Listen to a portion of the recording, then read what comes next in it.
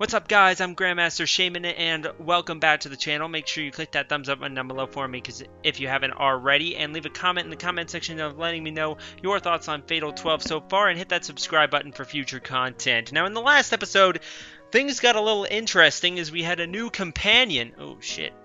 We had a new companion who arrived, and Sonia seems to be from Russia, and she sprawled out her entire life story before us.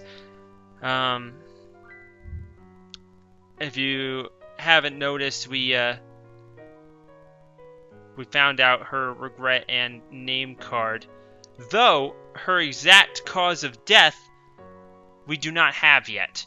We know that it is an illness of some kind, but we don't know the specific illness in which her death was caused. So that she has still yet to explain to us, though she seems like she explained it already to Federico and Odette, number 3 and 11, who threatened her parents and basically are holding them hostage as well. So I'm happy about it too. Oh, Rinka. You're probably going through some tough times thanks to this whole situation as well, so just being able to sit here and forget about it for a while really is nice. I meant what I said. I know that I'll do everything I can for the sake of your smile. Let's not get into that for the time being. Miharu's expression as she declared her intention to give her life for mine flashes across my mind all of a sudden. I've gotten over a lot of things lately, but that's not one of them. Oh, sorry.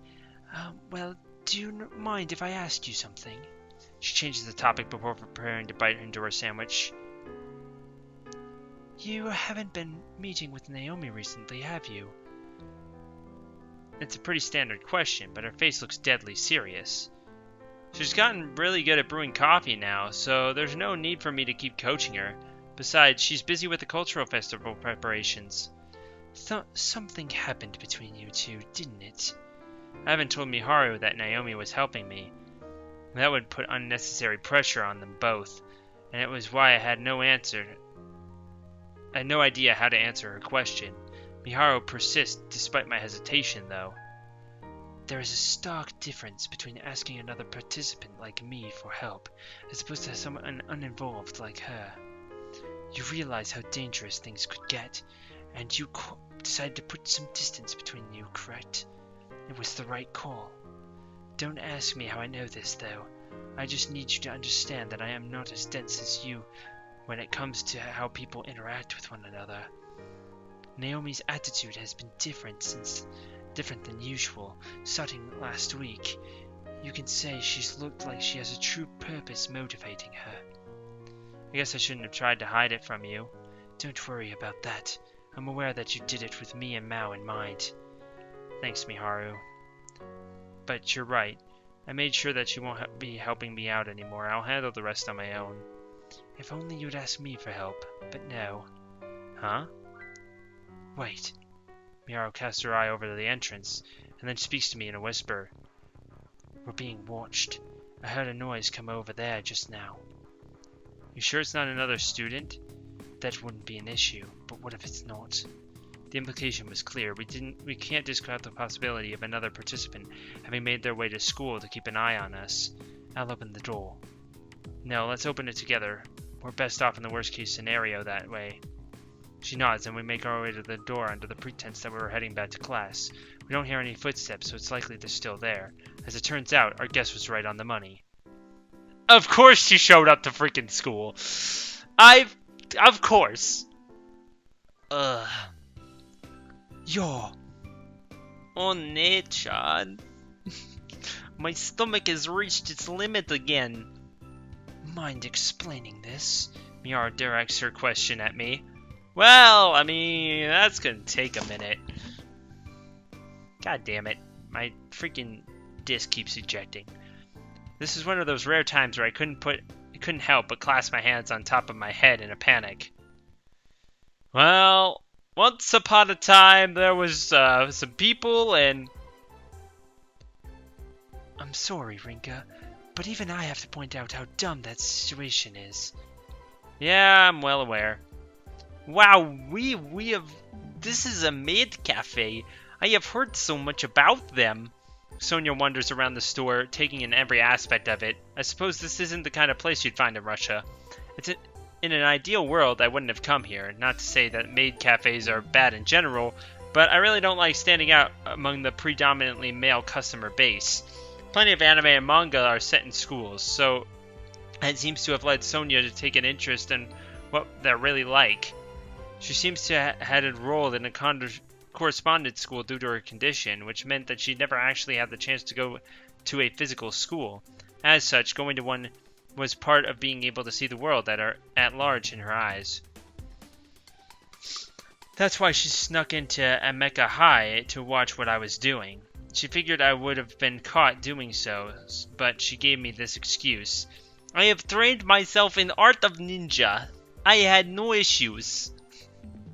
She made some wacky hand gestures at the time. Apparently they're from an anime that had aired while I was in elementary school. What, Naruto? It's gotta be, considering I am like ninja, and then Whata!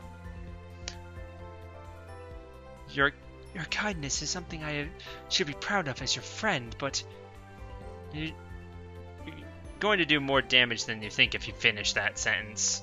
Miharu is obviously baffled, so I could only give her a timid response. Lunch break ended not long after we discovered Sonia.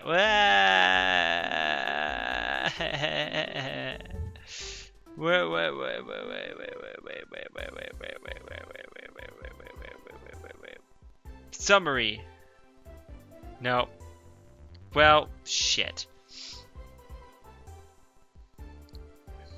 On our way back, I explained that I let her stay at my place. Once Miharu mentioned that she had to go to work, the topic shifted to what Miharu's job entailed. Sonia's odd impressions about certain parts of Japan had led her to believe that maid cafes represent the country as much as the places like Kiyomizu Temple, so she pretty much forced us to take her. You don't regret your decision, do you? I don't. In that case, I can still say I'm proud of you. Sonia makes her way back to our table just as we wrap up our conversation. There are a number of ornaments and notes littering the store, so it's not uncommon for customers to leave their seats. However, it is odd a girl her age would to be wandering around a store like this. That's why all eyes on us when she returns. Maids are normally in charge of household chores, correct? Why did you become one when you are only in high school? I'm only working here part-time. Also, you won't find the kinds of maids you're imagining here in Japan. Come on, no need to crush your dreams. Oh, I see. And here I was thinking you were secretly magical girl Miharu. More importantly, how do you know my name? Oh, you must have overheard Rinka using it. Though it doesn't matter because that's probably not even your real name. We don't have your name card. Which means Miharu is probably a fake name. What is so-called special pancake? Yuck, they've got those there? Basically, the maids draw something on it and recite a spell that makes it taste delicious. A spell? How interesting. I want to have one then. The entire store gasped in horror upon hearing her request. Hold on. Rinka, that menu option doesn't quite fit my character here. So ideally, I'd be able to refuse her request. Not that I blame you. Right. Let's just say that those pancakes aren't particularly good in the first place. Certainly not worth the 5,000 yen price tag. I assume you know why they're so expensive. Moreover, this particular menu exists solely to squeeze more money out of single customers. I'd rather not have you enable that manager's wicked business tactics. So I don't get any? Unfortunately not, unless you're willing to ask someone other than me. Just then, a manager calls Miharu over. I guess he noticed our little conversation. Oh shit, the music just... Her expression upon returning is awkward mist of anger and despair. She places a tray with a pancake on her table and then doodles something on it with chocolate pen. A stuffed animal, shaped to look similar to the one Sonia carries. Amazing! Look past Azir, it is you! Are you going to cast a spell on it for me next? God, her face. If I do this in front of Rinka...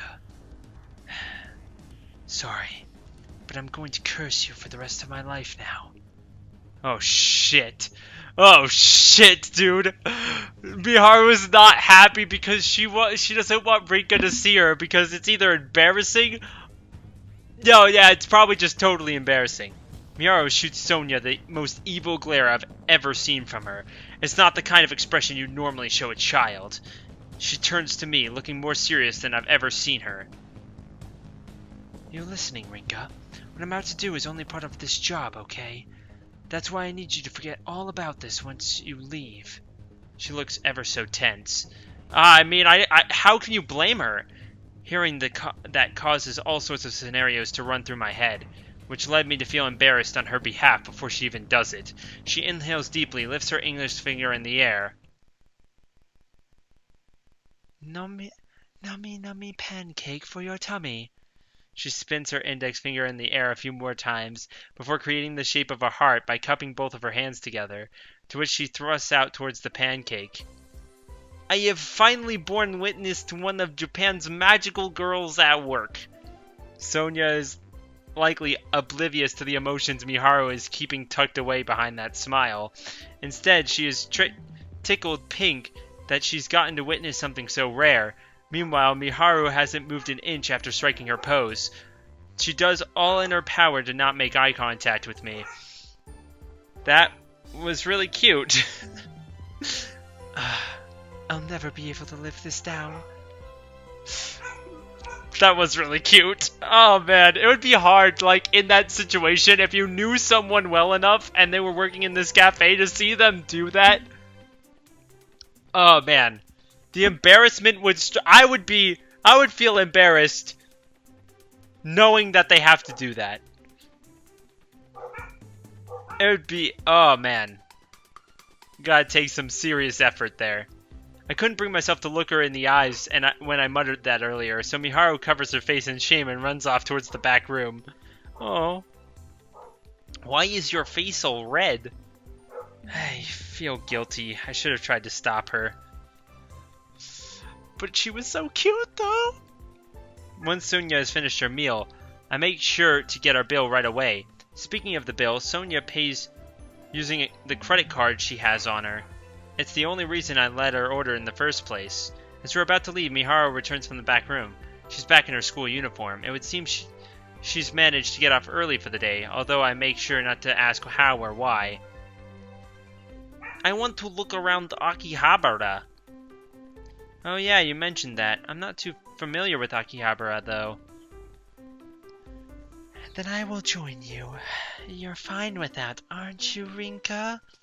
Miharu comes here often, so we'd be better off at having her guide us. Besides, it's not like I trust you yet. I'd rather not leave the two of you alone. I can't call Miharu out, not even for her harsh tone. While I trust Sonia, I'm still aware of the risks involved being with her like this. Are you taking us then? There is lots and lots I want to see. Sonia shows little care for our concerns in that regard. She really is brimming with innocence, isn't she? Having decided on what to do next, we finally leave the maid cafe. Jesus. Man, seeing the train station brings me back to Kaboom! Shinjuku Station is packed due to everyone making their way home from work. The three of us are taking the Sobu line from Akihabara back to Shinjuku, and then we get off and make our respective transfers. I didn't think we'd spend that much time there. It was great! By the time we finish touring Akihabara, I'm beat. I only ever get off there to make a quick transfer, so I honestly had no idea what it'd be like. I noticed the tons of anime and electronic stores while we walked around. Sonia kept stopping in front of it and going into stores that caught her interest, so it's safe to say that she pretty much dragged us wherever she wanted. Your knowledge of Japan's wonderful anime is lacking, Oni-chan. What a waste.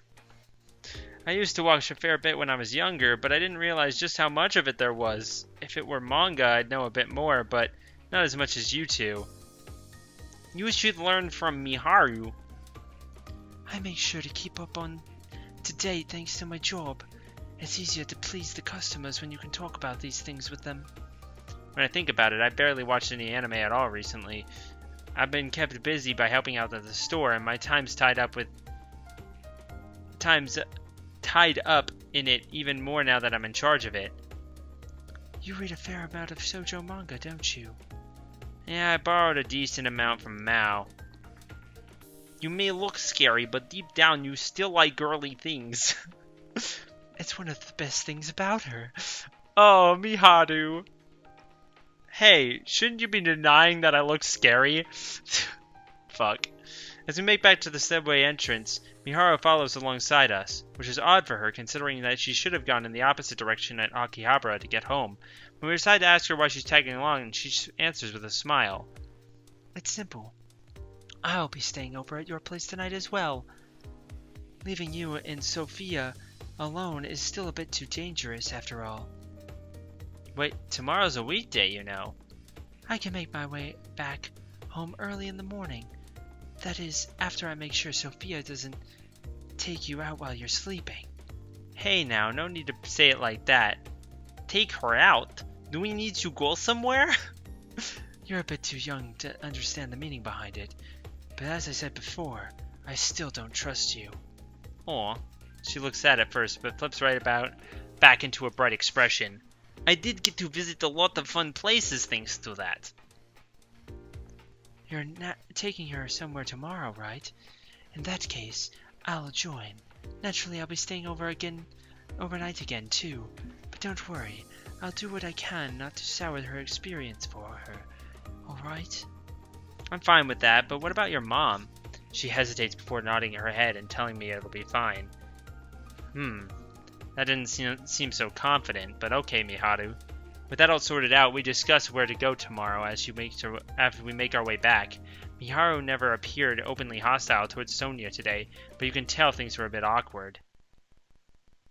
Okay, fair enough.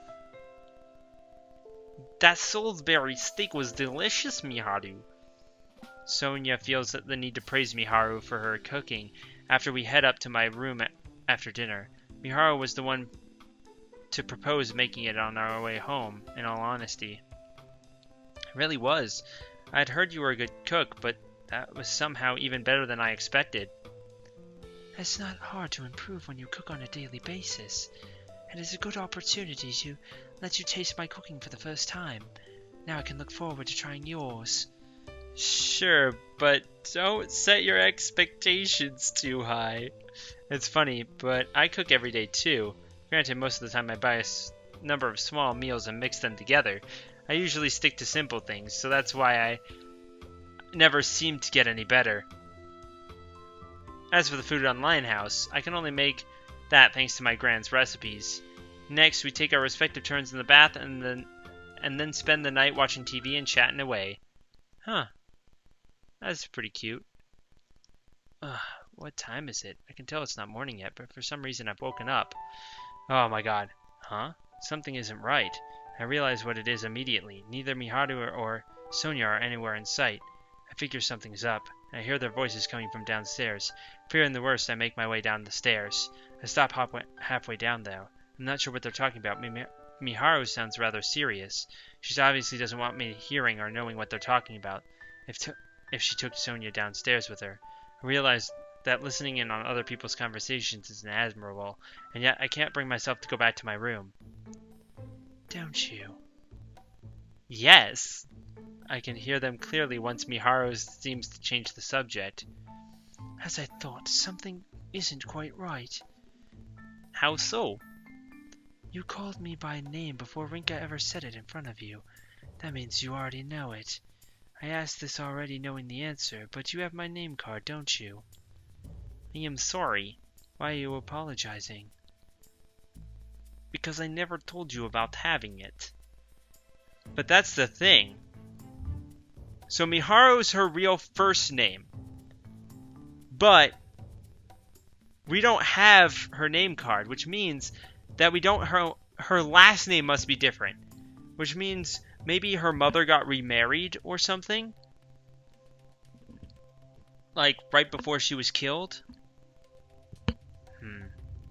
You're really throwing me for a loop. Miharu sighs and massages her brow with her fingers. Fine, whatever. Just remember this.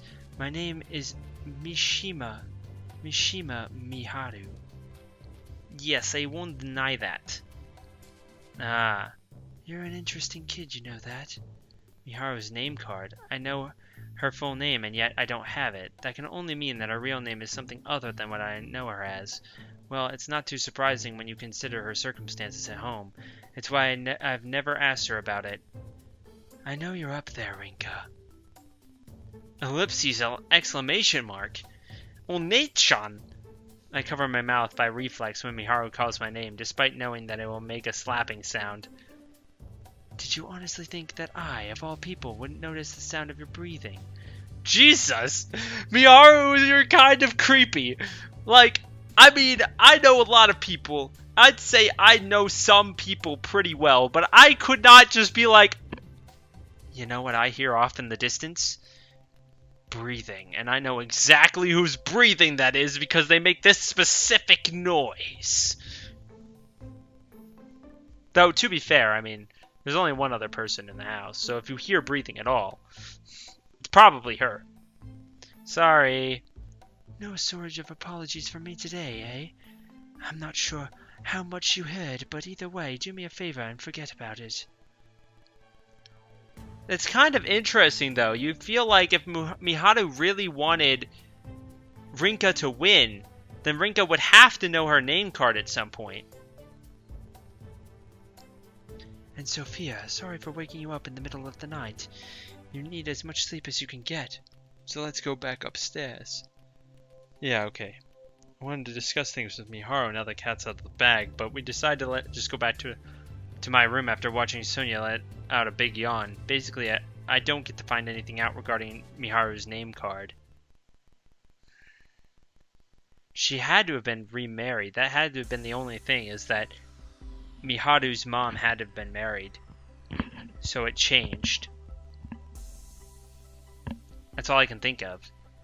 School ends up flying by somehow. Once classes are over, the three of us meet up at the gate. It's really fast when they just don't bother to put in a school scene. To be fair, I mean, a school scene would be kind of boring. So, I can't blame them. I'm just saying. We couldn't have had Sonia infiltrate the school again, so we got her to wander around. Not only is it open to but there's a library there as well. I'm sure she surprised a few students there, but oh well. However, once we met up, I realized getting her to do that was a mistake. The university here seems like fun. Sonia, her words pierce my heart. She'll never have the opportunity to attend a university. Regardless of Divine Selection's outcome, even if she were to win somehow, it wouldn't cure her condition. Whether or not she really would die soon after is unknown, but at the very least, she's convinced herself that it is certain.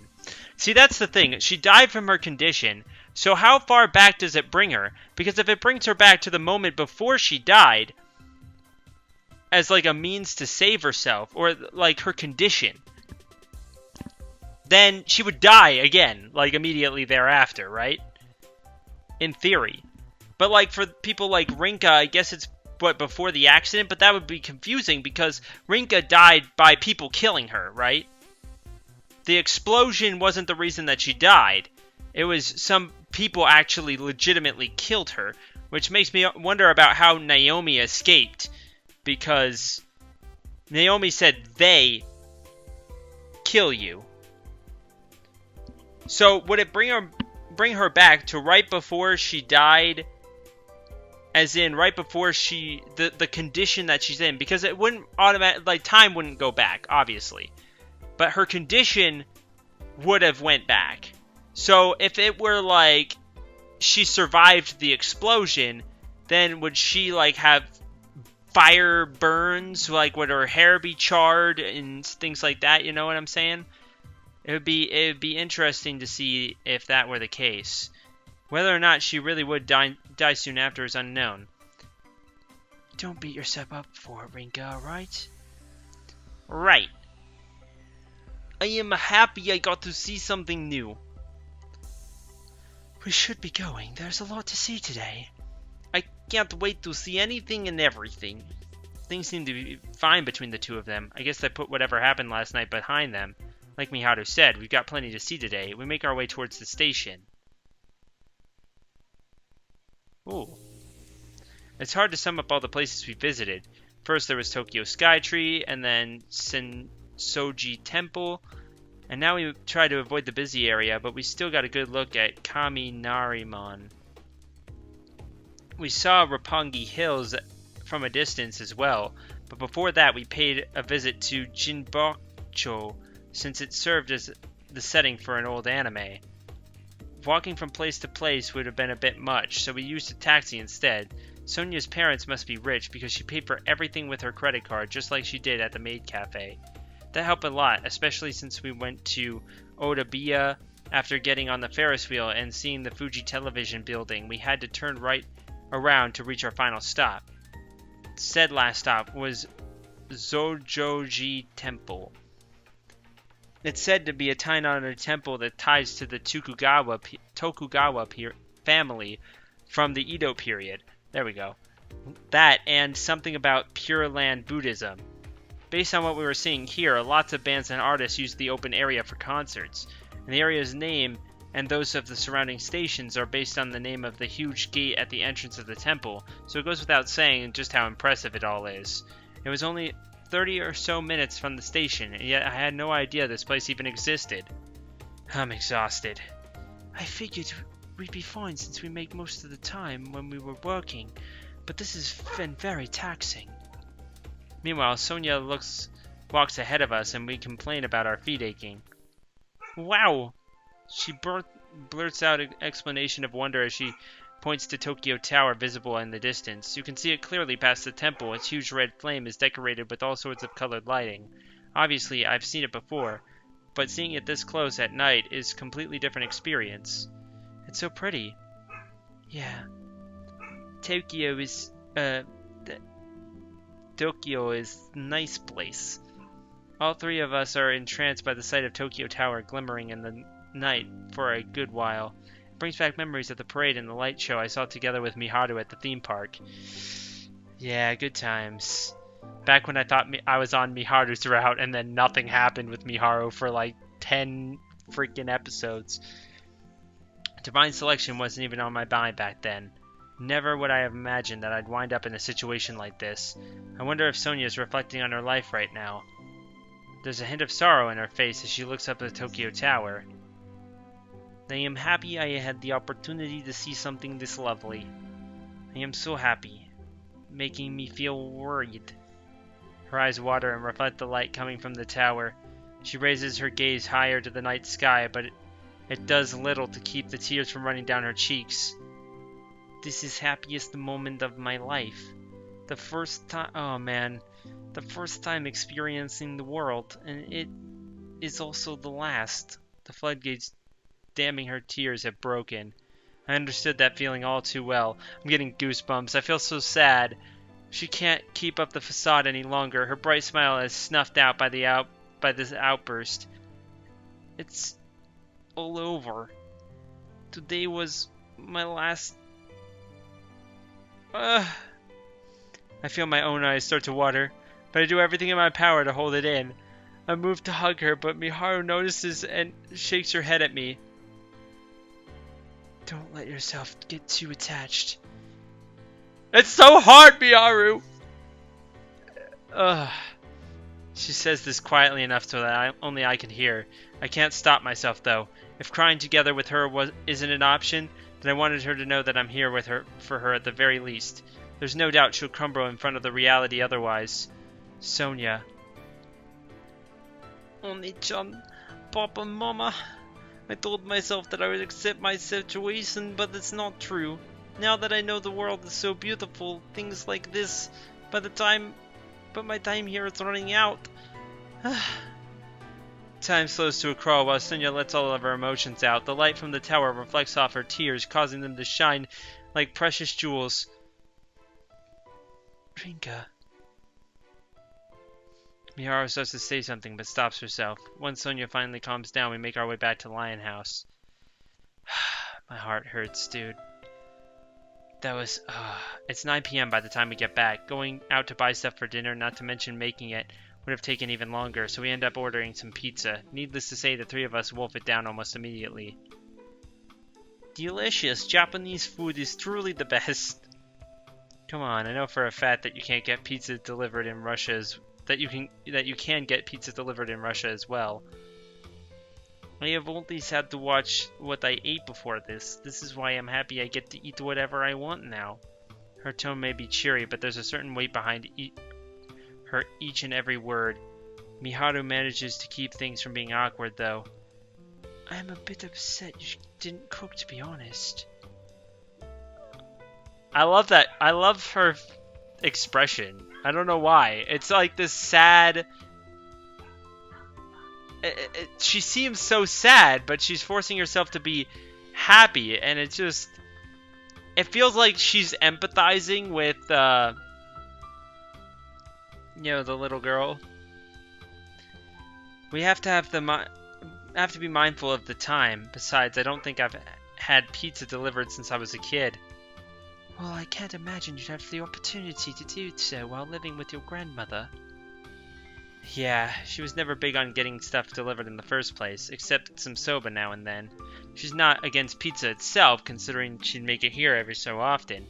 In fact, she'd eat pretty much anything, to the point where she'd always go on about how not to be fussy about food and the secret behind her being so healthy. She really is healthy for her age, too. She really enjoys bragging about still having all of her teeth intact. My grandma did that, too. My great-grandma. She lived till 104? And she had all of her teeth? She liked to brag about that, too. Unlike me, I'm guaranteed not to have all my teeth. Anyway. I see you take after her in that regard. I must. Your grandmother must be a wonderful person. She was the one who raised Rinka, so you're right about that. So says Miharu, who I'm pretty sure hasn't met my gran. There's plenty to talk about while we eat dinner. The topic's often around Sonia's family. Her grandmother in particular sounds like a nice person, and she's apparently good at sewing. In fact, she's the one who made the passes for Sonia. I never had any friend, so grandmother gifted passes to me so I wouldn't be lonely while reading books and watching anime. Ah, damn. It had the chance to see the world along with me today, so I'm sure it is as happy as I am. I can kind of relate to the whole loneliness thing, and I don't know. Just that's about it, to be honest. Of course, there's other stuff like anime and stuff, but I was meaning personality-wise, or not lifestyle-wise. Also, a heavy yawn erupts from Sonia after that, almost as if to lighten the mood. Now that I am eaten, I feel sleepy. We did a lot of walking today, so get some rest, okay? Okay, good night. Saying that, she makes her way upstairs. Miharu and I are now alone together downstairs. Miharu ends up being the one to strike up a conversation while we tidy everything up. What will that conversation be? We'll find out in the next episode, so make sure you click that thumbs up button down below for me, because you already know your support's greatly appreciated. And let me know in the comments your thoughts on the Fatal 12 series so far, as well as hitting that subscribe button for future content, and we'll see you all in the next episode.